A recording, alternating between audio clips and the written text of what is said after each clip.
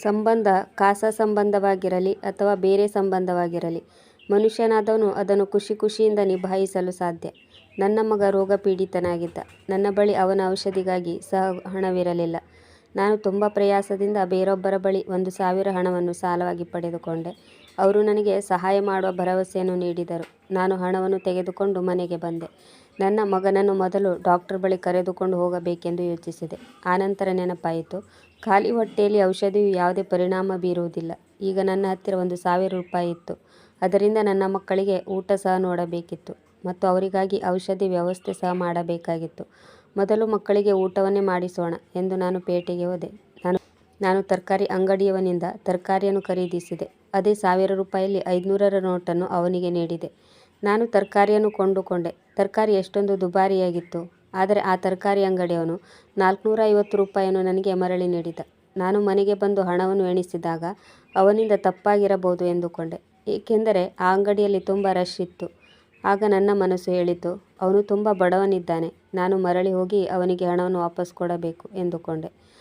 ಆದರೆ ನನ್ನ ಬುದ್ಧಿ ಹೇಳಿತು, ಇದು ಭಗವಂತನ ಕಡೆಯಿಂದ ನನಗೆ ಸಹಾಯ ದೊರೆತಿರಬಹುದು. ಮೊದಲು ಹೋಗಿ ಮಕ್ಕಳಿಗೆ ಔಷಧಿಯನ್ನು ತರುತ್ತೇನೆ. ನಾನು ಖುಷಿ ಖುಷಿಯಿಂದ ನನ್ನ ಮಕ್ಕಳನ್ನು ಡಾಕ್ಟರ್ ಹತ್ರ ಕರೆದುಕೊಂಡು ಹೋದೆ. ನಾನು ಔಷಧಿಯನ್ನು ತೆಗೆದುಕೊಂಡು ಬಂದೆ. ಮಕ್ಕಳಿಗೆ ಊಟವನ್ನು ನೀಡಿ ಔಷಧಿ ಕೊಟ್ಟು ಮಲಗಿಸಿದ ಮೇಲೆ ನಾನು ಆ ತರಕಾರಿಯವನ ಬಗ್ಗೆ ಯೋಚಿಸತೊಡಗಿದೆ. ಯಾರಿಗೆ ಗೊತ್ತು, ಆನಂತರ ಅವನಿಗೆ ತನ್ನ ತಪ್ಪಿನ ಅರಿವಾಗಿರಬಹುದು. ಅವನು ನನಗೆ ಹೆಚ್ಚು ಹಣವನ್ನು ನೀಡಿದ್ದೇನೆಂದು ಎಷ್ಟೊಂದು ಪಶ್ಚಾತ್ತಾಪ ಪಟ್ಟಿರಬೇಕು. ನನ್ನ ಬಳಿ ಈಗ ಸ್ವಲ್ಪ ಹಣ ಮಾತ್ರ ಉಳಿದಿತ್ತು. ನಾನು ಯೋಚಿಸಿದೆ, ನಾಳೆ ಬೆಳಿಗ್ಗೆ ಹೋಗಿ ಉಳಿದ ಹಣವನ್ನು ಅವನಿಗೆ ಕೊಟ್ಟು ಬರಬೇಕು. ಒಂದು ವೇಳೆ ಅದು ಕಡಿಮೆಯಾದರೆ ಅವನಿಗೆ ಆನಂತರ ನಿನಗೆ ಉಳಿದ ಹಣವನ್ನು ನೀಡುವೆ ಎಂದು ಹೇಳುತ್ತೇನೆ. ಆಗ ಅವನು ಒಪ್ಪಿಕೊಳ್ಳಬಹುದು. ಆದರೆ ನನಗೆ ಗೊತ್ತಿರಲಿಲ್ಲ ಇದು ತರಕಾರಿಯವನ ತಪ್ಪಾಗಿರಲಿಲ್ಲ, ಬಹುಶಃ ನನ್ನದೇ ತಪ್ಪಾಗಿತ್ತು. ನಾನು ಒಂದು ಬಡ ಕುಟುಂಬದಲ್ಲಿ ಹುಟ್ಟಿದ್ದೆ. ನನ್ನ ತಂದೆ ತುಂಬ ಸಾರಾಯಿ ಕುಡಿಯುತ್ತಿದ್ದರು. ನನ್ನ ಅಮ್ಮ ಬೇರೆಯವರ ಮನೆಯಲ್ಲಿ ಕೆಲಸ ಮಾಡುತ್ತಿದ್ದಳು. ನನ್ನ ಅಪ್ಪ ನನ್ನ ದೊಡ್ಡ ಅಕ್ಕನನ್ನು ಜೂಜಾಟದಲ್ಲಿ ಕಳೆದುಕೊಂಡಿದ್ದರು. ಇದರಿಂದ ನಾವಿಬ್ಬರು ಅಕ್ಕ ತಂಗಿಯರು ಒಬ್ಬರಿಂದ ಒಬ್ಬರು ಬೇರ್ಪಟ್ಟಿದ್ದೆವು. ನಾನು ನನ್ನ ಅಪ್ಪನ ಕೆಟ್ಟ ದೃಷ್ಟಿಯಿಂದ ತಪ್ಪಿಸಿಕೊಳ್ಳಲು ತುಂಬ ಪ್ರಯತ್ನ ಪಟ್ಟಿದ್ದೆ. ಆದರೆ ಅವರನ್ನು ತಡೆಯುವವರು ಯಾರು? ಯಾವಾಗ ನನಗೆ 16 ವರ್ಷವಾಯಿತೋ ಆಗ ನನ್ನ ಅಪ್ಪನು ನನ್ನನ್ನು ಸಹ ಜೂಜಾಟದಲ್ಲಿ ಕಳೆದುಕೊಂಡರು ಮತ್ತು ನಾನು ಮದುವೆಯಾಗಿ ನನ್ನ ಅಪ್ಪನಂತೆ ಇಸ್ಪೀಟಾಡುವ ಒಬ್ಬ ವ್ಯಕ್ತಿಯನ್ನು ಮದುವೆಯಾಗಿ ಬಂದೆ. ನಾನು ನನ್ನ ಅಮ್ಮನಂತೆ ಬೇರೆಯವರ ಮನೆಯಲ್ಲಿ ಮನೆ ಕೆಲಸ ಮಾಡುತ್ತಿದ್ದೆ ಮತ್ತು ನನ್ನ ಸಂಪಾದನೆಯನ್ನು ಜೂಜಾಟಕ್ಕೆ ಬಲಿಯಾದ ನನ್ನ ಗಂಡನಿಂದ ಮುಚ್ಚಿಟ್ಟುಕೊಳ್ಳಲು ತುಂಬ ಹರಸಾಹಸ ಪಡುತ್ತಿದ್ದೆ. ಒಮ್ಮೆ ಅಕ್ಕಿಯ ಡಬ್ಬಿಯಲ್ಲಿ ಹಣವನ್ನು ಬಚ್ಚಿಟ್ಟರೆ ಮತ್ತೊಮ್ಮೆ ಬಟ್ಟೆಗಳ ಗಂಟುಗಳಲ್ಲಿ ಹಣವನ್ನು ಬಚ್ಚಿಡುತ್ತಿದ್ದೆ. ಆದರೂ ಹೇಗಾದರೂ ಮಾಡಿ ಅವರು ನನ್ನ ಸಂಪಾದನೆಯನ್ನು ಕಸಿದುಕೊಂಡು ಹೋಗುತ್ತಿದ್ದರು. ನನಗೆ 3 ಜನ ಮಕ್ಕಳಿದ್ದರು. 3 ಮಕ್ಕಳು ಗಂಡು ಮಕ್ಕಳಾಗಿರುವುದಕ್ಕೆ ನಾನು ತುಂಬ ಖುಷಿಪಟ್ಟಿದ್ದೆ. ಒಂದು ವೇಳೆ ಹೆಣ್ಣು ಮಗು ಹುಟ್ಟಿದರೆ ಅವಳಪ್ಪ ನನ್ನಂತೆ ಜೂಜಾಟದಲ್ಲಿ ಮಾರಾಟ ಮಾಡುತ್ತಿದ್ದ. ನನ್ನ ಜೀವನ ಹೀಗೆ ಕಳೆಯುತ್ತಿತ್ತು. ನನ್ನ ಗಂಡ ಯಾವಾಗಲೂ ವಾರಕ್ಕೊಮ್ಮೆ ಮನೆಗೆ ಬರುತ್ತಿದ್ದ. ಮನೆಗೆ ಬಂದಾಗ ಬೆಲೆ ಬಾಳುವ ಯಾವುದಾದರೂ ಒಂದು ವಸ್ತು ಅವನ ಕಣ್ಣಿಗೆ ಬಿದ್ದರೆ ಅದನ್ನು ಮಾರಿಬಿಡುತ್ತಿದ್ದ. ಆದರೆ ಅವನ ಕೈಗೆ ಏನೂ ಸಿಗದಿದ್ದಾಗ ಅವನು ನನ್ನ ಜೊತೆ ಜಗಳವಾಡಿ ನನಗೆ ಹೊಡೆಯಲು ಶುರು ಮಾಡುತ್ತಿದ್ದನು. ಆಗ ನನ್ನ ಮಕ್ಕಳು ನನ್ನನ್ನು ಅವನಿಂದ ರಕ್ಷಿಸಲು ಪ್ರಯತ್ನ ಪಡುತ್ತಿದ್ದರು. ಆನಂತರ ಅವನು ಮಕ್ಕಳಿಗೂ ಸಹ ಹೊಡೆಯುತ್ತಿದ್ದ. ನನಗೆ ಒಂದೇ ಒಂದು ಸಮಾಧಾನದ ವಿಷಯವೆಂದರೆ ನಮ್ಮ ಮನೆ ಸ್ವಂತದ್ದಾಗಿತ್ತು. ಅವನಿಗೆ ಈ ಮನೆಯನ್ನು ಮಾರಾಟ ಮಾಡಲು ಸಾಧ್ಯವಿರಲಿಲ್ಲ, ಏಕೆಂದರೆ ನನ್ನ ಮಾವ ತನ್ನ ಮಗನ ಈ ಕೆಟ್ಟ ಕೆಲಸವನ್ನು ನೋಡಿ ಮದುವೆಯಾದ ನಂತರ ಮನೆಯನ್ನು ನನ್ನ ಹೆಸರಿಗೆ ಮಾಡಿದ್ದರು. ಅವರು ಬದುಕಿರುವಾಗಲೇ ಇದೊಂದು ಒಳ್ಳೆಯ ಕೆಲಸ ಮಾಡಿದ್ದರು. ಕನಿಷ್ಠವೆಂದರೂ ನನ್ನ ಮಕ್ಕಳ ತಲೆಯ ಮೇಲೆ ಒಂದು ಸೂರಿತ್ತು. ನನ್ನ ಗಂಡನಿಗೆ ನಮ್ಮ ಮನೆಯನ್ನು ಕಸಿದುಕೊಳ್ಳಲು ಸಾಧ್ಯವಾಗಲಿಲ್ಲ. ನಮ್ಮ ಅಕ್ಕಪಕ್ಕದ ಹೆಂಗಸರೆಲ್ಲರೂ ನನ್ನಂತೆ ಕಷ್ಟಪಟ್ಟು ತಮ್ಮ ಮಕ್ಕಳನ್ನು ತಾವೇ ನೋಡಿಕೊಳ್ಳುತ್ತಿದ್ದರು. ಇಂದು ನನ್ನ ಚಿಕ್ಕ ಮಕ್ಕಳ ಆರೋಗ್ಯದ ದೃಷ್ಟಿಯಿಂದಾಗಿ ಮತ್ತು ನಮ್ಮ ಹೊಟ್ಟೆಪಾಡಿಗಾಗಿ ನಾನು ಒಬ್ಬ ಪ್ರಾಮಾಣಿಕ ವ್ಯಕ್ತಿ ಹಣವನ್ನು ಕಸಿದುಕೊಂಡಿದ್ದೆ. ಈ ವಿಷಯ ನನ್ನನ್ನು ನೆಮ್ಮದಿಯಿಂದ ಇರಲು ಬಿಡಲಿಲ್ಲ. ಸ್ವಲ್ಪ ದಿನಗಳಾದ ಮೇಲೆ ನನ್ನ ಮಕ್ಕಳ ಆರೋಗ್ಯ ಸುಧಾರಿಸಿದ ಮೇಲೆ ಮತ್ತು ನನಗೆ ಸಂಬಳ ದೊರೆತ ತಕ್ಷಣ ನಾನು ತರಕಾರಿಯವನ ಹಣವನ್ನು ಮರಳಿಸಲು ಮತ್ತು ಸ್ವಲ್ಪ ತರಕಾರಿಯನ್ನು ಸಹ ಖರೀದಿಸಲು ಮತ್ತೊಮ್ಮೆ ಪೇಟೆಗೆ ಹೋದೆ. ಆಗ ತರಕಾರಿಯವನು ನನ್ನನ್ನು ನೋಡಿಯೂ ನೋಡದವನಂತೆ ಮತ್ತು ಬೇರೆ ಗ್ರಾಹಕರಿಗೆ ಸಾಮಾನುಗಳನ್ನು ಕೊಡುತ್ತಿದ್ದ. ಅವನ ನಡತೆಯು ನನಗೆ ತುಂಬ ವಿಚಿತ್ರವೆನಿಸಿತು. ಬಹುಶಃ ಅವನು ಎಲ್ಲರಿಗೂ ಸಾಮಾನುಗಳನ್ನು ಕೊಟ್ಟು ಆಮೇಲೆ ನನ್ನೊಂದಿಗೆ ಮಾತನಾಡಬಹುದು ಅಂದುಕೊಂಡೆ ಮತ್ತು ನನಗೆ ಅವನ ಹಿಂದಿನ ಬಾಕಿ ಸಹ ಕೊಡಬೇಕಾಗಿತ್ತು. ನಾನು ಹಣ ಕೊಡುವುದಕ್ಕಾಗಿಯೇ ಆ ತರಕಾರಿಯವನ ಬಳಿಗೆ ಬಂದಿದ್ದೆ. ಆದ್ದರಿಂದ ನಾನು ಬಾಯಿ ಮುಚ್ಚಿ ನಿಂತುಕೊಂಡೆ. ಎಲ್ಲರಿಗೂ ಕೊಟ್ಟ ನಂತರ ಅವನು ನನ್ನ ಕಡೆ ತಿರುಗಿ ಹೇಳಿದನು, ಏನು ಬೇಕು? ಆಗ ನಾನು ಹೇಳಿದೆ, ಹಿಂದಿನ ಬಾರಿ ನೀವು ನನಗೆ ಎಲ್ಲ ಹಣವನ್ನು ಮರಳಿ ನೀಡಿದ್ದೀರಿ. ಆದರೆ ಅವನು ನನ್ನ ಮಾತನ್ನು ಕೇಳಿಸಿದರೂ ಕೇಳಿಸದ ಹಾಗೆ ನಟನೆ ಮಾಡಿದ್ದ ಮತ್ತು ಕೇಳಿದನು, ಈಗೇನು ಬೇಕು? ನಾನು ಎಲ್ಲ ತರಕಾರಿಯನ್ನು ಅವನಿಗೆ ಹೇಳಿದೆ. ಅವನು ತೂಕ ಮಾಡುತ್ತಿದ್ದ. ತರಕಾರಿಯನ್ನು ತೂಕ ಮಾಡಿದ ಮೇಲೆ ನಾನು ಅವನಿಗೆ ಕೇಳಿದೆ, ಹಣ ಎಷ್ಟಾಯಿತು? ಅವನು ನನ್ನನ್ನೇ ದೃಷ್ಟಿಸಿ ನೋಡಿದ ಮತ್ತು ಅವನ ಮಾತುಗಳನ್ನು ಕೇಳಿ ನನ್ನ ಮೈ ಮೇಲೆ ಬಿಸಿ ನೀರು ಸುರಿದ ಅನುಭವವಾಯಿತು. ಅವನು ನನ್ನಿಂದ ಕೇವಲ 50 ರೂಪಾಯಿ ಕೇಳಿದ. ನನಗನಿಸಿತು ಅವನಿಂದ ತಪ್ಪಾಗಿರಬಹುದು. ನಾನು 500 ರೂಪಾಯಿ ನೋಟನ್ನು ತೆಗೆದು ಅವನಿಗೆ ನೀಡಿದೆ. ಆದರೆ ಅವನು 50 ರೂಪಾಯಿ ಮಾತ್ರ ತೆಗೆದುಕೊಂಡು ಉಳಿದ ಹಣವನ್ನು ನನಗೆ ಕೊಟ್ಟ. ಆಗ ನಾನು ಅವನಿಗೆ ಹೇಳಿದೆ, ತರಕಾರಿ ತುಂಬ ದುಬಾರಿಯಾಗಿದೆ. ಆಗ ಅವನು ನನ್ನ ಮಾತನ್ನು ಕೇಳಿಯೂ ಕೇಳಿಸದ ಹಾಗೆ ನಟಿಸುತ್ತಾ ಮತ್ತೊಂದು ಗ್ರಾಹಕರ ಕಡೆಗೆ ಗಮನ ನೀಡಿದನು. ನಾನು ಆಶ್ಚರ್ಯಚಕಿತಳಾಗಿ ಮನೆಗೆ ಬಂದೆ ಮತ್ತು ಇದು ಪ್ರತಿನಿತ್ಯ ಹೀಗೆ ನಡೆಯಿತು. ತರಕಾರಿ ಅಂಗಡಿಯವನು ನಾನು ಎಷ್ಟೇ ರೂಪಾಯಿಯ ತರಕಾರಿಯನ್ನು ತೆಗೆದುಕೊಂಡರೂ ಸಹ ಅವನು ಕೇವಲ 50 ರೂಪಾಯಿ ಮಾತ್ರ ತೆಗೆದುಕೊಳ್ಳುತ್ತಿದ್ದನು. ಒಮ್ಮೊಮ್ಮೆ ನಾನು ತೆಗೆದುಕೊಂಡ ತರಕಾರಿ ಬೆಲೆ 200ರಿಂದ 300ರವರೆಗೆ ಆಗುತ್ತಿತ್ತು.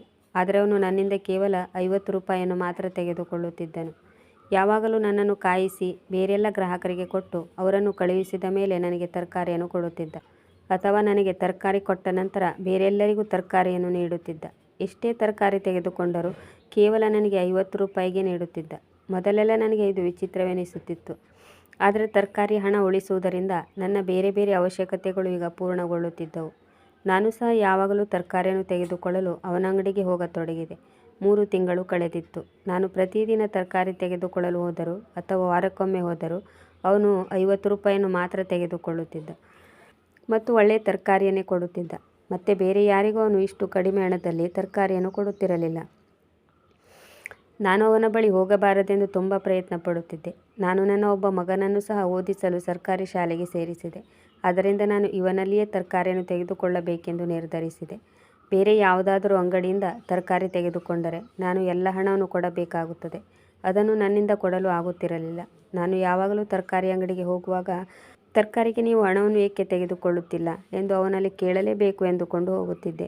ಅವನು ತರಕಾರಿಯನ್ನು ಇಷ್ಟು ಕಡಿಮೆ ಬೆಲೆಯಲ್ಲಿ ಏಕೆ ಕೊಡುತ್ತಾನೆ ಮತ್ತು ಅವನ ಅಂಗಡಿಯಲ್ಲಿ ಗ್ರಾಹಕರು ಇಲ್ಲದಿದ್ದಾಗಲೇ ಅವನು ಈ ರೀತಿ 50 ರೂಪಾಯಿಯನ್ನು ಮಾತ್ರ ತೆಗೆದುಕೊಳ್ಳುತ್ತಿದ್ದ.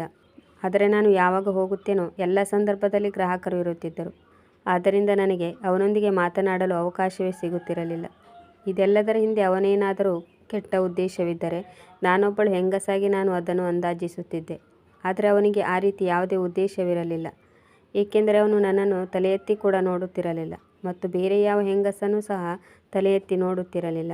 ಪ್ರಶ್ನೆ ಏನೆಂದರೆ, ಅವನು ನನ್ನ ಬಡತನದಿಂದಲೇ ನನಗೆ ಸಹಾಯ ಮಾಡಲು ಬಯಸಿದ್ದರೆ ಅವನ ಅಂಗಡಿಯ ಅಕ್ಕಪಕ್ಕದಲ್ಲಿ ತುಂಬ ಜನ ನನಗಿಂತಲೂ ಬಡವರಿದ್ದರು. ಅವರಿಗೂ ಸಹಾಯದ ಅವಶ್ಯಕತೆ ಇತ್ತು.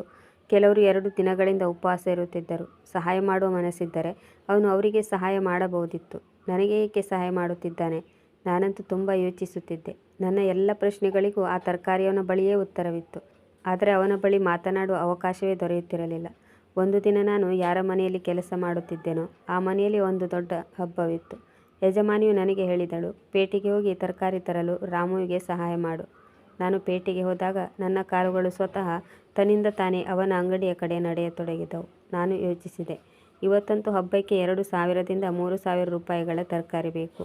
ಇಂದು ತರಕಾರಿಯವನು ಏನು ಮಾಡುತ್ತಾನೆಂದು ನೋಡುತ್ತೇನೆ. ನಾನು ಎಲ್ಲ ತರಕಾರಿಗಳನ್ನು ತೂಕ ಮಾಡಿಸುತ್ತಿದ್ದಾಗ ತರಕಾರಿಯವನು ಚಿಂತೆಗೀಡಾದಂತೆ ಕಂಡನು.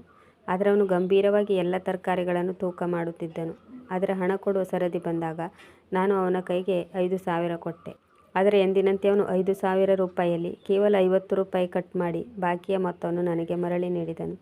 ಆಗ ನಾನು ಅವನಿಗೆ ಹೇಳಿದೆ, ನಾನು ಇದೆಲ್ಲ ತರಕಾರಿಯನ್ನು ನನ್ನ ಯಜಮಾನಿಗೆ ತೆಗೆದುಕೊಂಡು ಹೋಗುತ್ತಿದ್ದೇನೆ. ಅದನ್ನು ಕೇಳಿ ಅವನ ಗಂಭೀರ ಮುಖದಲ್ಲಿ ಸ್ವಲ್ಪ ಮುಗುಳು ನಗೆ ಮೂಡಿತು ಮತ್ತು ಅವನು ಎಲ್ಲ ತರಕಾರಿ ಹಣವನ್ನು ತೆಗೆದುಕೊಂಡು ನನಗೆ 2,000 ರೂಪಾಯಿ ಮರಳಿ ನೀಡಿದನು. ಆಗ ಅವನು ನನಗೆ ಮಾತ್ರ ಕಡಿಮೆ ಹಣದಲ್ಲಿ ತರಕಾರಿ ನೀಡುತ್ತಾನೆ ಎಂದು ನಂಬಿಕೆ ಬಂತು. ಆ ಸಮಯದಲ್ಲಿ ಅವನ ಅಂಗಡಿಯಲ್ಲಿ ತುಂಬ ಗ್ರಾಹಕರಿದ್ದರು. ನಾನು ಯಾವುದೇ ಪ್ರಶ್ನೆಯನ್ನು ಕೇಳಲಾಗಲಿಲ್ಲ. ಇಡೀ ದಿನ ನಾನು ಹಬ್ಬದಲ್ಲೇ ಮುಳುಗಿ ಹೋಗಿದ್ದೆ. ಮುಂದಿನ 2 ದಿನಗಳವರೆಗೆ ತರಕಾರಿಯವನನ್ನು ಭೇಟಿಯಾಗಲು ನನಗೆ ಸಮಯ ಸಿಗಲಿಲ್ಲ. ಕೆಲವು ದಿನಗಳ ನಂತರ ನಾನು ಆ ತರಕಾರಿ ಅಂಗಡಿಗೆ ಹೋದಾಗ ಆ ತರಕಾರಿಯವನ ಜೊತೆ ಒಬ್ಬ ಹುಡುಗ ಸಹ ಇದ್ದನು. ಅವನು ಅಲ್ಲಿ ಕೆಲಸ ಮಾಡುತ್ತಿದ್ದನು. ಎಲ್ಲ ಸಂದರ್ಭಗಳಲ್ಲಿ ಮಾಡಿದಂತೆ ಅವನು ಈಗಲೂ ಸಹ ನನಗೆ 50 ರೂಪಾಯಿಯನ್ನು ನೀಡಿದನು. ಆ ಹುಡುಗ ಇದ್ದಿದ್ದರಿಂದ ಇಂದು ಸಹ ನನಗೆ ಯಾವುದೇ ಪ್ರಶ್ನೆಯನ್ನು ಕೇಳಲು ಸಾಧ್ಯವಾಗಲಿಲ್ಲ. ಮತ್ತೆ ಕೆಲವು ದಿನಗಳ ನಂತರ ಅಂಗಡಿಗೆ ಹೋದಾಗ ಆ ಹುಡುಗನೇ ಇದ್ದ. ಆದರೆ ತರಕಾರಿಯವನು ಇರಲಿಲ್ಲ. ಈಗ ನನಗೆ ಕಡಿಮೆ ಹಣದಲ್ಲಿ ತರಕಾರಿ ತೆಗೆದುಕೊಳ್ಳುವ ಅಭ್ಯಾಸವಾಗಿ ಹೋಗಿತ್ತು. ಆ ಹುಡುಗನೂ ಸಹ ನನಗೆ 50 ರೂಪಾಯಿಯಲ್ಲೇ ಎಲ್ಲ ತರಕಾರಿಯನ್ನು ನೀಡಿದ್ದರಿಂದ ನಾನಂತೂ ದಂಗಾಗಿ ಹೋದೆ. ನಾನು ಆ ಹುಡುಗನಲ್ಲಿ, ನೀನು ಕೇವಲ 50 ರೂಪಾಯಿಯನ್ನು ಮಾತ್ರ ಏಕೆ ತೆಗೆದುಕೊಂಡೆ ಎಂದು ಪ್ರಶ್ನೆ ಕೇಳಿದಾಗ ಅವನು ಹೇಳಿದ, ನನಗೆ ಸ್ವತಃ ಈ ವಿಷಯದ ಬಗ್ಗೆ ಗೊತ್ತಿಲ್ಲ. ಮಾಲೀಕರೇ ನನಗೆ ಈ ರೀತಿ ಮಾಡಲು ಹೇಳಿದ್ದಾರೆ. ನಾನು ನನ್ನ ಮಾಲೀಕರು ಹೇಳಿದಂತೆ ಮಾಡುತ್ತಿದ್ದೇನೆ. ಅವನ ಮಾಲೀಕರು ಅವನಿಗೆ ಹೇಳಿದ್ದರು, ನಾನು ಈ ಅಂಗಡಿಗೆ ಯಾವಾಗ ಬಂದರೂ ಏನೇ ತೆಗೆದುಕೊಂಡರೂ ಕೇವಲ 50 ರೂಪಾಯಿಯನ್ನು ಮಾತ್ರ ತೆಗೆದುಕೊಳ್ಳಬೇಕು ಎಂದು ಕಟ್ಟಪ್ಪಣೆ ಮಾಡಿದರು. ನಾನು ಆ ಹುಡುಗನಲ್ಲಿ ಕೇಳಿದೆ, ನಿಮ್ಮ ಯಜಮಾನ ಅಂಗಡಿಗೆ ಯಾವಾಗ ಬರುತ್ತಾನೆ? ಇದಕ್ಕೆ ಅವನು ಯಾವುದೇ ಉತ್ತರ ನೀಡಲಿಲ್ಲ. ನಾನು ಇನ್ನೂ ಚಿಂತೆಗೊಳಗಾದೆ. ನನಗೆ ನನ್ನ ಪ್ರಶ್ನೆಗೆ ಉತ್ತರ ಬೇಕಾಗಿತ್ತು. ನನಗೆ ಇನ್ನು ಆ ಮಾಲೀಕನನ್ನು ಭೇಟಿಯಾಗುವುದು ಅಸಾಧ್ಯ ಎಂದು ಅನಿಸಿತು. ಏಕೆಂದರೆ ಆ ಅಂಗಡಿಯಲ್ಲಿ ಆ ಹುಡುಗನೇ ಇರುತ್ತಿದ್ದ. ಅಂಗಡಿಯ ಮಾಲೀಕ ಇರುತ್ತಿರಲಿಲ್ಲ. ಆದರೆ ನನಗೆ ತರಕಾರಿ ಮಾತ್ರ ಸರಿಯಾಗಿ ದೊರೆಯುತ್ತಿತ್ತು. ಆದರೆ ನನ್ನ ಪ್ರಶ್ನೆಗೆ ಉತ್ತರ ದೊರೆಯಲಿಲ್ಲ.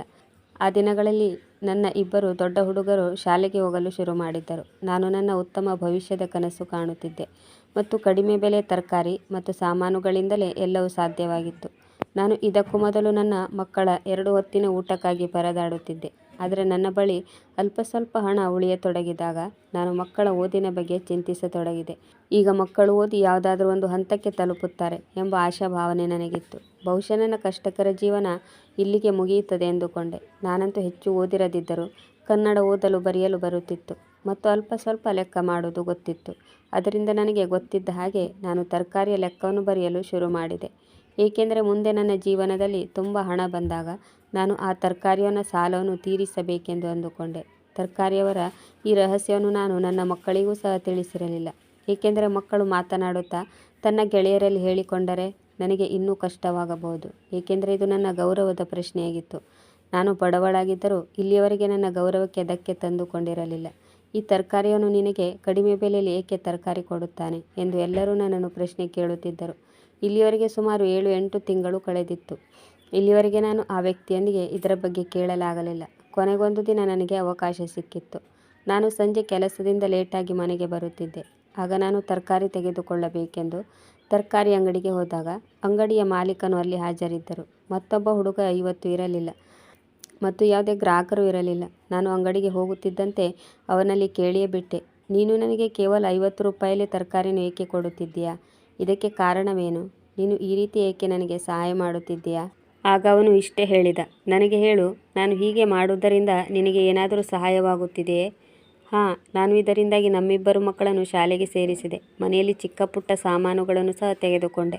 ಅವುಗಳನ್ನು ನನ್ನ ಗಂಡನ ಕಣ್ಣಿಗೆ ಬೀಳದಂತೆ ಇಟ್ಟುಕೊಂಡಿದ್ದೇನೆ. ಆಗ ಅವನು ಹೇಳಿದ, ಯಾವುದಾದರೂ ರೀತಿಯಿಂದ ನಿನಗೆ ಸ್ವಲ್ಪ ಸಹಾಯವಾಗಲೆಂದು ನಾನು ಹಾಗೆ ಮಾಡಿದೆ. ನಾನು ಎಂದೂ ನಿನ್ನನ್ನು ಕೆಟ್ಟ ದೃಷ್ಟಿಯಿಂದ ನೋಡಿಲ್ಲ. ಅದು ನಿನಗೂ ಗೊತ್ತು. ನನ್ನ ಉದ್ದೇಶ ಕೇವಲ ನಿನಗೆ ಸಹಾಯ ಮಾಡುವುದು. ಆದರೆ ನನ್ನ ಪ್ರಶ್ನೆ ಅಂತೂ ಹಾಗೆ ಉಳಿದಿತ್ತು. ಒಂದು ವೇಳೆ ಅವನು ಸಹಾಯ ಮಾಡಲು ಬಯಸಿದ್ದರೆ ಇಲ್ಲಿ ನನಗಿಂತ ತುಂಬ ಕಷ್ಟದಲ್ಲಿರುವವರು ಬಹಳಷ್ಟು ಜನರಿದ್ದಾರೆ. ಅವರಿಗೂ ಸಹ ಸಹಾಯದ ಅವಶ್ಯಕತೆ ಇತ್ತು. ಇಲ್ಲಿರುವವರು ಎಲ್ಲರೂ ತುಂಬ ಬಡವರಾಗಿದ್ದಾರೆ. ಇವರು ನನಗೆ ಏಕೆ ಸಹಾಯ ಮಾಡಿದರು? ಯಾವಾಗ ನಾನು ಅವನಿಗೆ ಈ ಪ್ರಶ್ನೆಯನ್ನು ಕೇಳಿದೆನೋ ಆಗ ಅವನು ತುಂಬ ಗಾಬರಿಯಾದನು ಮತ್ತು ಅವನು ಅಳುತ್ತಾ ಹೇಳಿದನು, ನಿಮ್ಮ ಪ್ರಶ್ನೆಗೆ ನನ್ನಲ್ಲಿ ಉತ್ತರವಿದೆ, ಆದರೆ ಅದನ್ನು ಹೇಳಲು ನಾನು ಇಷ್ಟಪಡುವುದಿಲ್ಲ. ಆಗ ನಾನು ಹೇಳಲೇಬೇಕೆಂದು ಹಠ ಮಾಡಿದೆ ಮತ್ತು ನೀವು ಹೇಳದಿದ್ದರೆ ನಾನು ನಿಮ್ಮಲ್ಲಿ ತರಕಾರಿ ಖರೀದಿಸಲು ಬರುವುದಿಲ್ಲ. ಆಗ ಅವನು ತುಂಬ ಚಿಂತೆಗೊಳಗಾದವನಂತೆ ಕಂಡನು. ನಿನ್ನ ಎಲ್ಲ ಪ್ರಶ್ನೆಗಳಿಗೂ ಉತ್ತರ ಕೊಡುತ್ತೇನೆ, ಆದರೆ ನೀವು ಯಾವಾಗಲೂ ತರಕಾರಿ ಖರೀದಿಸಲು ನನ್ನ ಬಳಿಯೇ ಬರಬೇಕು ಎಂದು ಪ್ರಮಾಣ ಮಾಡಲು ಹೇಳಿದನು. ನಾನು ಸಹ ಒಪ್ಪಿಕೊಂಡೆ. ಆಗ ಅವನು, ನಾಳೆ ನನ್ನ ಮನೆಯ ಬಳಿ ಬಂದು ನನ್ನನ್ನು ಭೇಟಿಯಾಗು. ನಿಮ್ಮ ಎಲ್ಲ ಪ್ರಶ್ನೆಗಳಿಗೂ ನಾನು ಅಲ್ಲಿಯೇ ಉತ್ತರ ನೀಡುತ್ತೇನೆ ಎಂದು ಹೇಳಿ ನನಗೆ ಮನೆಯ ಅಡ್ರೆಸ್ ಸಹ ಆದರೆ ನಾನು ಅವನ ಮನೆಗೆ ಹೋಗಲು ತಿರಸ್ಕರಿಸುವವಳು ಇದ್ದೆ. ನನಗೆ ಎಲ್ಲ ಪ್ರಶ್ನೆಗಳಿಗೂ ಇಲ್ಲೇ ಉತ್ತರ ಬೇಕು ಎಂದು ಕೇಳಬೇಕೆಂದಿದ್ದಾಗ ಮತ್ತೊಬ್ಬ ಗ್ರಾಹಕರು ಅಂಗಡಿಗೆ ಬಂದರು. ಆಗ ನಾನು ಸುಮ್ಮನಿರಬೇಕಾಯಿತು. ನಾನು ತರಕಾರಿಯನ್ನು ಎತ್ತಿಕೊಂಡು ಮನೆಗೆ ಬಂದೆ. ನಾನು ಇಡೀ ರಾತ್ರಿ ಅದೇ ಯೋಚನೆಯಲ್ಲಿ ಮುಳುಗಿದೆ. ಅಷ್ಟಕ್ಕೂ ಅವನು ನನ್ನನ್ನು ಅವನ ಮನೆಗೆ ಏಕೆ ಕರೆದನು? ಅಂದು ಸಂಜೆಯಾದ ಮೇಲೆ ಒಂದು ವೇಳೆ ನಾನು ಅಲ್ಲಿಗೆ ಹೋಗಲಾಗದಿದ್ದರೆ ನನ್ನ ಇಡೀ ಜೀವನದಲ್ಲಿ ಈ ರಹಸ್ಯವನ್ನು ತಿಳಿಯಲು ಸಾಧ್ಯವಿಲ್ಲ. ಒಂದು ವೇಳೆ ನಾನು ಅವನು ಹೇಳಿದ ಹಾಗೆ ಅಲ್ಲಿಗೆ ಹೋಗಿದ್ದರೆ ಅವನು ನನ್ನನ್ನು ಏನಾದರೂ ಮಾಡಬಹುದು.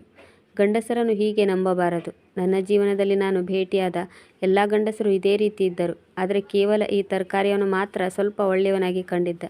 ಆದರೆ ನನ್ನನ್ನು ಒಬ್ಬಂಟಿಯಾಗಿ ಏಕೆ ಕರೆದನು? ನಾನು ಇಡೀ ರಾತ್ರಿ ಯೋಚಿಸಿದ ಮೇಲೆ ನಾನು ಅವನ ಮನೆಗೆ ಹೋಗಲೇಬೇಕು.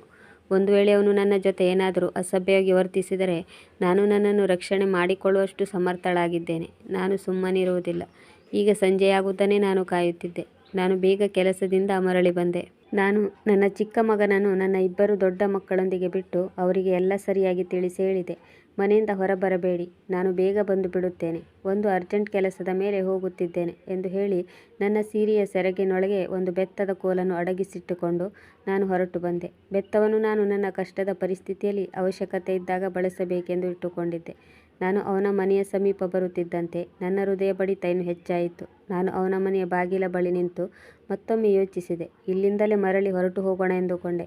ಹೇಗೆ ನಡೆಯುತ್ತಿದೆಯೋ ಹಾಗೇ ನಡೆಯಲಿ. ಇದನ್ನು ತಿಳಿದುಕೊಂಡು ನನಗೇನಾಗಬೇಕು? ನಾನು ಮತ್ತೊಂದು ಸಂಕಷ್ಟದಲ್ಲಿ ಸಿಲುಕಿಕೊಳ್ಳುವುದು ಬೇಡ. ನನ್ನ ಎಲ್ಲ ಅವಶ್ಯಕತೆಗಳು ಪೂರ್ಣವಾಗುತ್ತಿವೆ. ನನ್ನ ಮಕ್ಕಳ ವಿದ್ಯಾಭ್ಯಾಸವೂ ಸಹ ಚೆನ್ನಾಗಿ ನಡೆಯುತ್ತಿದೆ. ಈ ರಹಸ್ಯವಾಗಿ ಉಳಿಯಲಿ. ಆದರೆ ನನ್ನ ಮನಸ್ಸು ನನ್ನನ್ನು ಸುಮ್ಮನಿರಲು ಬಿಡಲಿಲ್ಲ ಮತ್ತು ಪದೇ ಪದೇ ನನ್ನ ಮನಸ್ಸು ಒಳಗಡೆ ಹೋಗಬೇಕು ಎಂದು ಹೇಳಿತು. ಮತ್ತು ನಾನು ಈಗ ಬಾಗಿಲನ್ನು ಬಡಿಯತೊಡಗಿದೆ. ನನ್ನ ಹೃದಯ ಇನ್ನೂ ಜೋರಾಗಿ ಬಡಿದುಕೊಳ್ಳತೊಡಗಿತ್ತು. ನಾನು ಹಿಂತಿರುಗಿ ನೋಡುವ ಮೊದಲೇ ಬಾಗಿಲು ತೆರೆದುಕೊಂಡಿತು ಮತ್ತು ಬಾಗಿಲ ಬಳಿ ತರಕಾರಿಯವನನ್ನು ನೋಡಿದೆ. ಆಗ ಅವನ ಮುಖದಲ್ಲಿ ಮಂದಹಾಸ ಮೂಡಿತು. ಅವನು ನನ್ನನ್ನು ಒಳಗೆ ಬರಲು ಹೇಳಿದನು. ನಾನು ಇಲ್ಲಿಯವರೆಗೆ ಬಂದಿದ್ದೇನೆಂದರೆ ಒಳಗೆ ಹೋಗಿ ರಹಸ್ಯ ತಿಳಿಯಲೇಬೇಕು ಎಂದುಕೊಂಡೆ. ಮುಂದೆಯೂ ನಾನು ಧೈರ್ಯ ತೋರಬೇಕಾಗಿತ್ತು. ನಾನು ಹೆದರುತ್ತಾ ಕೋಣೆಯ ಒಳಗೆ ಹೆಜ್ಜೆ ಇಟ್ಟೆ ಮತ್ತು ಸೆರಗಿನ ಬದಿಯಲ್ಲಿ ಬಚ್ಚಿಟ್ಟ ಬೆತ್ತದ ಕೋಲನ್ನು ಗಟ್ಟಿಯಾಗಿ ಹಿಡಿದುಕೊಂಡೆ. ಒಳಗಡೆ ಬರುತ್ತಿದ್ದಂತೆ ಅವನು ತಕ್ಷಣ ಲೈಟ್ ಆನ್ ಮಾಡಿದ. ಬೆಳಕಾಗುತ್ತಿದ್ದಂತೆ ಯಾವುದರ ಮೇಲೆ ನನ್ನ ದೃಷ್ಟಿ ಬಿತ್ತೋ ನಾನು ಒಂದೇ ಸಮನೆ ಆಶ್ಚರ್ಯಚಕಿತಳಾದೆ. ಒಂದು ಕ್ಷಣ ಕೋಣೆಯ ಮಹಡಿ ನನ್ನ ತಲೆಯ ಮೇಲೆ ಕಳಚಿ ಬಿದ್ದ ಹಾಗಾಯಿತು. ಯಾವಾಗ ನನ್ನ ಪತಿಗೆ ನನ್ನನ್ನು ಮಾರಿಬಿಟ್ಟರೋ ಅಲ್ಲಿಂದ ನನ್ನ ಅಪ್ಪ ಅಮ್ಮನೊಂದಿಗೆ ನನ್ನ ಸಂಬಂಧ ಕಡಿದು ಹೋಗಿತ್ತು. ನಾನು ಎಂದಿಗೂ ಅವರನ್ನು ಭೇಟಿ ಮಾಡಲಿಲ್ಲ. ನನ್ನ ಅಪ್ಪ ಅಮ್ಮ ಮತ್ತು ಅಕ್ಕ ಯಾವ ಪರಿಸ್ಥಿತಿಯಲ್ಲಿ ಇದ್ದಾರೆ ಎಂದು ನನಗೆ ಗೊತ್ತಿರಲಿಲ್ಲ. ಅವರು ನನಗಾಗಿ ಸತ್ತು ಹೋಗಿದ್ದಾರೆ ಎಂದು ನಾನು ಅಂದುಕೊಂಡಿದ್ದೆ. ಅಪ್ಪಿತಪ್ಪಿಯೂ ಗೊತ್ತಿದ್ದು ಅವರ ಬಗ್ಗೆ ನಾನೆಂದೂ ಏನನ್ನೂ ಯೋಚಿಸಿರಲಿಲ್ಲ. ಒಮ್ಮೊಮ್ಮೆ ನನಗೆ ನನ್ನ ಅಮ್ಮನ ನೆನಪು ಬರುತ್ತಿತ್ತು. ಆದರೆ ಮದುವೆಯಾದ 3 ವರ್ಷಗಳಲ್ಲೇ ನನ್ನ ಅಪ್ಪ ನನ್ನ ಅಮ್ಮನನ್ನು ಸಹ ಜೂಜಾಟದಲ್ಲಿ ಸೋತಿದ್ದರು. ಅದಾದ ಮೇಲೆ ನನಗೆ ಅವರೆಲ್ಲರೂ ಸತ್ತು ಹೋದರು ಎಂದುಕೊಂಡು ಮತ್ತೆಂದೂ ನಾನು ಅವರನ್ನು ಭೇಟಿಯಾಗುತ್ತೇನೆಂದು ಯೋಚಿಸಿರಲಿಲ್ಲ. ಸ್ಟೋರ್ರೂಮ್ನ ಬೆಡ್ ಮೇಲೆ ನನ್ನ ತಂದೆಯವರು ಮಲಗಿರುವುದು ಕಾಣಿಸಿತು. ನಾನು ಅವರನ್ನು ನೋಡುತ್ತಿದ್ದಂತೆ ನನಗೆ ಅವರ ಮೇಲೆ ಇನ್ನೂ ದ್ವೇಷ ಹುಟ್ಟಿತು. ನಾವು ಈಗ ಯಾವ ಪರಿಸ್ಥಿತಿಯಲ್ಲಿ ಇದ್ದೇವೋ ಅದಕ್ಕೆಲ್ಲ ಕಾರಣ ಈ ವ್ಯಕ್ತಿಯೇ ಆಗಿದ್ದರು. ಈಗ ಅವರಿರುವ ಪರಿಸ್ಥಿತಿಯನ್ನು ನೋಡಿ ಅವರನ್ನು ದ್ವೇಷಿಸಲು ಸಹ ಸಾಧ್ಯವಾಗಲಿಲ್ಲ. ಅವರ ಹಿಂದೆ ನಿಂತಿದ್ದ ತರಕಾರಿಯವನು ನನಗೆ ಹೇಳಿದನು, ನೀವು ಇವರನ್ನು ಗುರುತಿಸುವಿರಾ ಎಂದಾಗ ನನ್ನ ಬಾಯಿ ಬಂದಾಗಿ ಹೋಗಿತ್ತು. ನಾನು ಅವನಿಗೆ ಏನು ಉತ್ತರ ನೀಡಲಿ? ಆಗ ಅವನು ಹೇಳಿದನು, ಈ ಮನುಷ್ಯ ನಿಮ್ಮ ತಂದೆ. ಕೇವಲ ನಿಮಗಷ್ಟೇ ತಂದೆ ಅಲ್ಲ, ನನಗೂ ತಂದೆಯೇ. ನಾನು ನಿನ್ನ ತಮ್ಮ. ನನಗೆ ಅವನ ಮಾತು ಕೇಳಿ ತುಂಬ ಆಶ್ಚರ್ಯವಾಯಿತು ಮತ್ತು ಸಿಡಿಲು ಬಡಿದ ಹಾಗಾಯಿತು. ಇದು ಹೇಗೆ ಸಾಧ್ಯ? ಇವನು ನನ್ನ ತಮ್ಮ ಹೇಗಾಗುತ್ತಾನೆ? ಏಕೆಂದರೆ ನಮ್ಮ ಅಪ್ಪ ಅಮ್ಮನಿಗೆ ನಾವಿಬ್ಬರೇ ಅಕ್ಕ ತಂಗಿಯರಿದ್ದೆವು. ಇಷ್ಟೊಂದು ದೊಡ್ಡ ಆಘಾತವಾದ ಮೇಲೆ ಮತ್ತೇನನ್ನೂ ನಾನು ಸಹಿಸಿಕೊಳ್ಳಲು ಸಾಧ್ಯವಿರಲಿಲ್ಲ. ನಾನು ಮುಂದೆ ಬಂದೆ ಮತ್ತು ತಂದೆಯವರ ಪರಿಸ್ಥಿತಿಯನ್ನು ನೋಡಿ ನನ್ನ ಕಣ್ಣಲ್ಲಿ ನೀರು ತುಂಬಿತ್ತು. ಅವರಿಗೆ ಪ್ಯಾರಾಲಿಸಿಸ್ ಅಟ್ಯಾಕ್ ಆಗಿತ್ತು. ಅವರ ಬಾಯಿಂದ ಮಾತನಾಡಲು ಸಹ ಆಗುತ್ತಿರಲಿಲ್ಲ. ಕೈ ಸಹ ಅಲ್ಲಾಡಿಸುತ್ತಿರಲಿಲ್ಲ. ಅವರು ನನ್ನನ್ನು ನೋಡಿ ಅಳತೊಡಗಿದರು. ನಾನು ಆ ತರಕಾರಿಯವನೊಂದಿಗೆ ಅಂದರೆ ನನ್ನ ತಮ್ಮನೊಂದಿಗೆ ಕೇಳಿದೆ, ಇದೆಲ್ಲ ಏನು? ನೀನು ನನ್ನ ತಮ್ಮ ಹೇಗೆ ಆಗುತ್ತೀಯಾ? ನಾವಂತೂ ಇಬ್ಬರೇ ಅಕ್ಕ ತಂಗಿಯರಿದ್ದೆವು ಮತ್ತು ಇವರು ನಿನ್ನ ಬಳಿ ಹೇಗೆ ಬಂದರು? ಆಗ ಅವನು ಹೇಳಿದನು, ನನ್ನ ಮದುವೆಯಾದ 1 ವರ್ಷದ ನಂತರ ಇವರು ಅಮ್ಮನನ್ನು ಜೂಜಾಟದಲ್ಲಿ ಸೋತಿದ್ದರು. ಆದರೆ ನಾವು ಜೂಜಾಟದಲ್ಲಿ ಸೋಲುವ ಮೊದಲು ಇವರು ಒಂದು ಹೆಂಗಸನ್ನು ಜೂಜಿನಲ್ಲಿ ಮೊದಲೇ ಗೆದ್ದಿದ್ದರು. ಅವಳನ್ನು ಇವರು ತಮ್ಮ ಮನೆಗೆ ಕರೆತಂದಿರಲಿಲ್ಲ, ಮತ್ತೊಂದು ಮನೆಯಲ್ಲಿಟ್ಟಿದ್ದರು. ತರಕಾರಿಯವನು ತಂದೆಯಿಂದ ಅವಳಿಗೆ ಹುಟ್ಟಿದ ಮಗನಾಗಿದ್ದನು.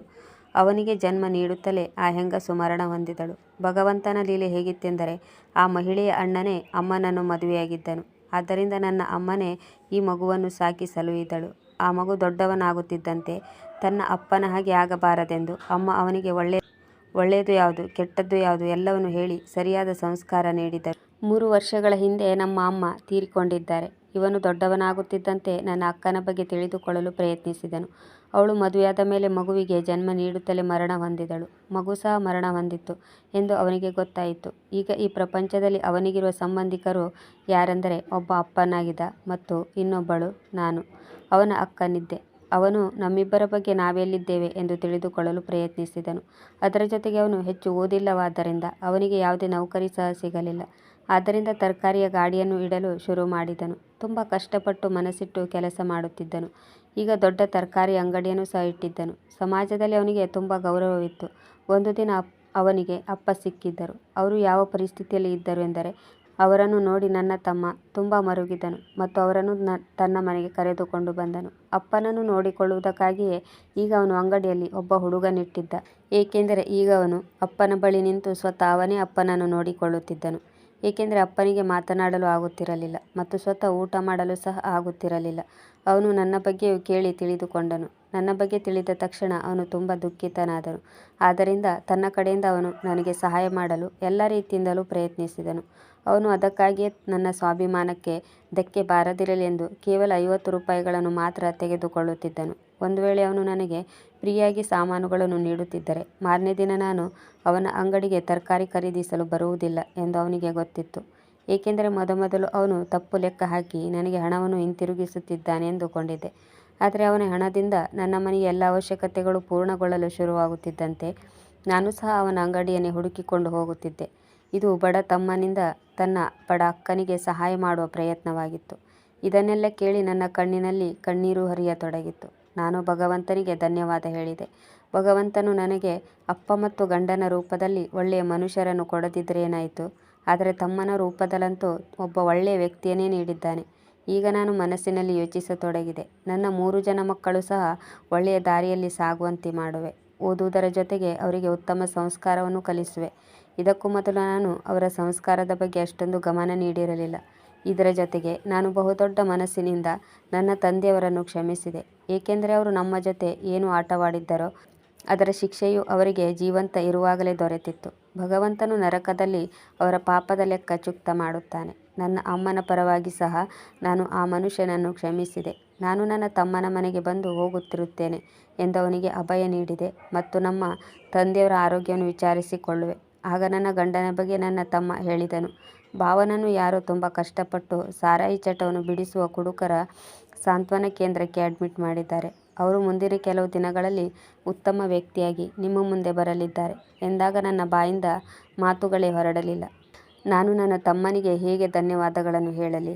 ಅವನು ನನ್ನ ಸ್ವಂತ ತಮ್ಮನಾಗಿರಲಿಲ್ಲ, ಆದರೆ ಅಮ್ಮ ನೀಡಿದ ಉತ್ತಮ ಸಂಸ್ಕಾರದಿಂದಾಗಿ ಅವನು ನನಗೆ ಸಂಪೂರ್ಣ ಸಹಾಯ ಮಾಡಲು ಪ್ರಯತ್ನಿಸುತ್ತಿದ್ದ. ಒಳ್ಳೆಯ ಸಂಸ್ಕಾರವು ನಮ್ಮ ಜೀವನದಲ್ಲಿ ತುಂಬ ಪ್ರಭಾವ ಬೀರುತ್ತದೆ ಎಂದು ತಿಳಿದವರು ಹೇಳುತ್ತಾರೆ. ಆದರೆ ಅವನಲ್ಲಿ ಹರಿಯುತ್ತಿರುವ ರಕ್ತವಂತೂ ನನ್ನ ತಂದೆಯದಾಗಿತ್ತು. ಆದರೆ ಅವನಿಗೆ ದೊರೆತ ಸಂಸ್ಕಾರ ಮಾತ್ರ ನನ್ನ ತಾಯಿಯದಾಗಿ, ಅದು ಅವನ ರಕ್ತದ ಮೇಲೆ ಪ್ರಭಾವ ಬೀರಿತ್ತು. ಪ್ರಿಯ ವೀಕ್ಷಕರೇ, ಈ ಕತೆ ನಿಮಗೆ ಇಷ್ಟವಾಗಿದ್ದಲ್ಲಿ ಇದಕ್ಕೊಂದು ಲೈಕ್ ಕೊಡಿ, ಕಮೆಂಟ್ ಮಾಡಿ, ಶೇರ್ ಮಾಡಿ ಮತ್ತು ಸಬ್ಸ್ಕ್ರೈಬ್ ಮಾಡಲು ಮರೆಯದಿರಿ. ಮುಂದಿನ ಕಥೆಯೊಂದಿಗೆ ಮತ್ತೆ ಭೇಟಿಯಾಗೋಣ. ಕತೆ ಕೇಳಿದ್ದಕ್ಕೆ ಧನ್ಯವಾದಗಳು.